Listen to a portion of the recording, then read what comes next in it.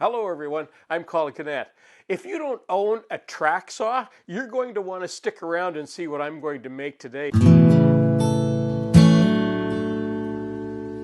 Before I get started, quickly I want to thank everybody who purchased t-shirts, and the link, you can go and look at them, is down below in the description box, and I sincerely appreciate your support.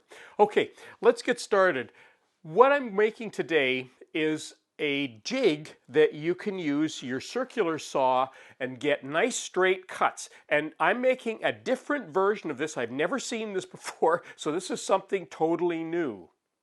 This whole project comes about by way of an email from Michael, who asked what track saws I recommend. Well, I don't own a track saw, and I've only used a couple of them a couple of times, so I'm not an expert in them, and I don't really know which ones are the best. I know they vary from like $200 up to $1,000. So, but what we're going to use today is something I've been using for over 20 years. It works just great. It's not a track saw, but it gives amazing results, and it only costs a few dollars. What I'm going to be working with today is one of my circular saws, my cordless circular saw, and I'm going to be using some 3/8 construction grade plywood. I had the hardware store cut it in half for me because I only need a half sheet.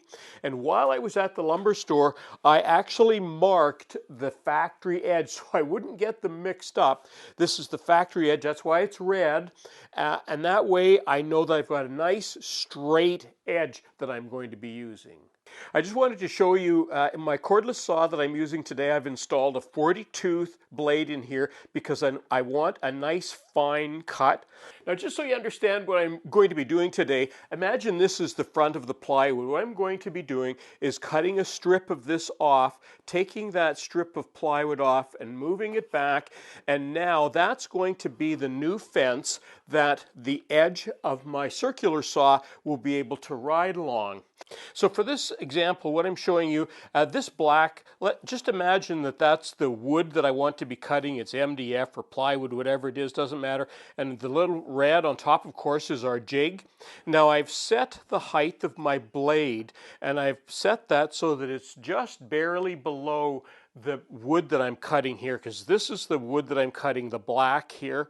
And when we use a circular saw, we do the same thing as we do with a table saw. We set the height of the blade just barely below the surface of the material, about half a tooth. And the reason we do that, two reasons we do that. The first reason is we get a better cut when we have the blade just below the surface here. The other reason is it's much safer, because when you have the blade hanging way down here, like we used to do a long time ago, you have a much greater chance of kickback, and of course that becomes dangerous. So here's the difference with the jig that I'm making. Okay, so imagine that this is an 8-foot long piece of 3/4 inch plywood underneath here, for example. We've got our jig on top here. And what's going to happen when you go to the end of the wood like this, right at that point, right there, that blade has cut that wood off. But the jig, the fence, the old standard way of making these, the fence carries on top, and there's really no reason for it because it's not supporting anything. The wood underneath is already cut.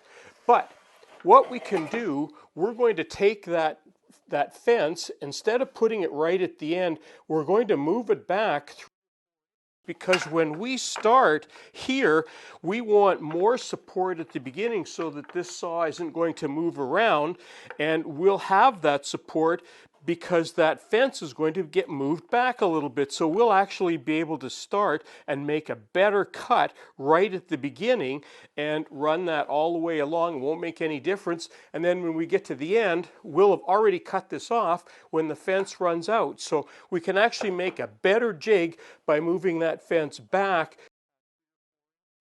My fence for this, I'm going to make it 4 inches wide. The last one I made was 3 inches, and I think I'd like to go a little bit wider on this one. So I'm just making a line all the way down here, and then I'm going to cut that off, and this will become our fence.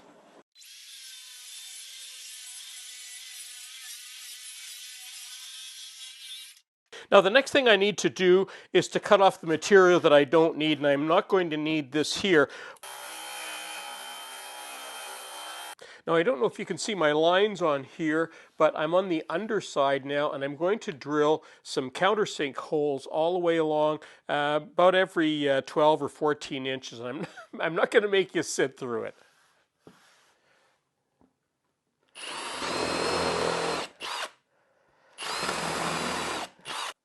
Okay, I'm doing one final check here, and it looks like mine is probably best set a little over 2 inches, about 2¼ inches. So you can see where that fence is going to be back a little bit there, and that's where I'm going to set that. And I've already got it semi-clamped here, but I still have to flip it over because the holes, the countersink holes that I drilled are on the other side. So I'm ready to start fastening all of those on, and I'm going to start in the middle.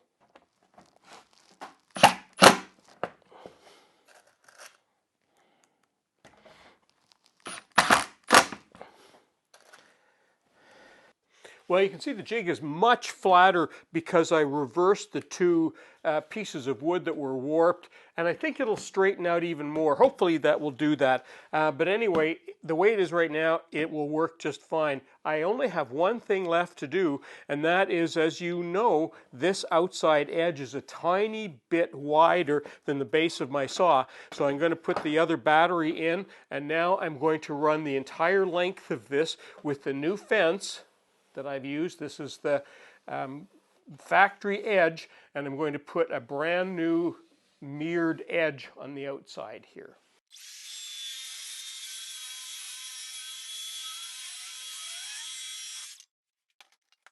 Now I only have this small little piece of plywood here that I can cut to show you how this works today, but here's how simple it is.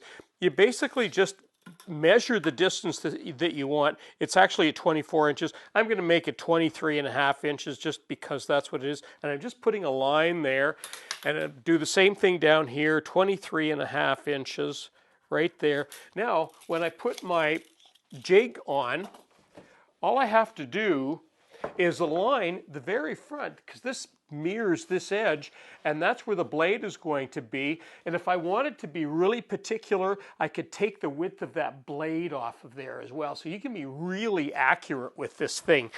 And set the same thing on this side, and I'm going to cut it sort of right at, as close as I can to 23½ inches, because I'm going to take into account the thickness of that blade, and just even eyeballing it, see how close I can get there.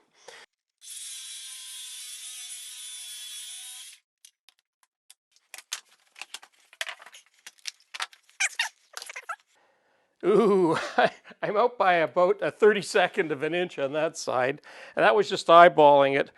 And about the same on that side. So that's a pretty accurate, actually, and that blade just gives a beautiful edge on what was a pretty rough edge on that before. So, well, that concludes my video for today. And you know what? If you don't have a track saw, this is a great jig. If you've got a circular saw, corded or cordless, it doesn't matter. You can make a jig like this.